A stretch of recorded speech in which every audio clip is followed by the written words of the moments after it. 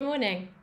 Yeah, what are we talking about here? Because I'm on a thirst, a hunger for knowledge. I hadn't actually addressed this problem too much in my mind. I thought like processed food is processed food, but this ultra processed food, this BBC Panorama program is going to concentrate on it.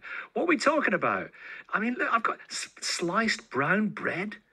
I thought that was all good. Ready meals, ice cream. Well, it's not a health food kick when you have an ice cream, but ultra processed. A group of foods made with varying and often substantial levels of industrial processing, preservatives, artificial sweeteners, emulsifiers, which do not typically, of course, feature in home cooking. How worried should we be about all this, Priya? Well, you're right. There's different levels of processed food. So we know we've got our group one, which would be minimally processed. That's our vegetables, our fruits, our nuts and seeds. We know that those types of foods are good for us, don't we? And we know that cooking from scratch more often is definitely the best way forward. And then when we go all the way through processing things like a tin of tuna, that's going to be processed. It doesn't necessarily mean it's something we should be steering away from. It's still a great ingredient to be using.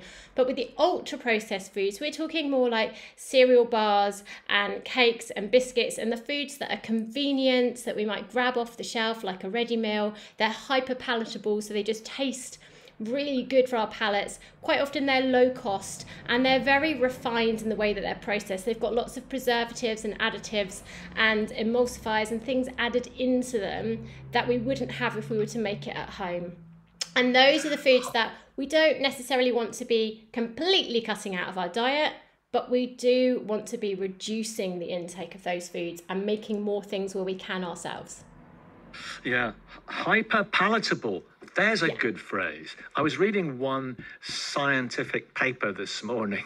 It's a great thing to do on a Monday morning. It's fascinating, though. But it made the point that voluntary agreements between industry and government have been shown repeatedly to be ineffective in improving public health. So this is another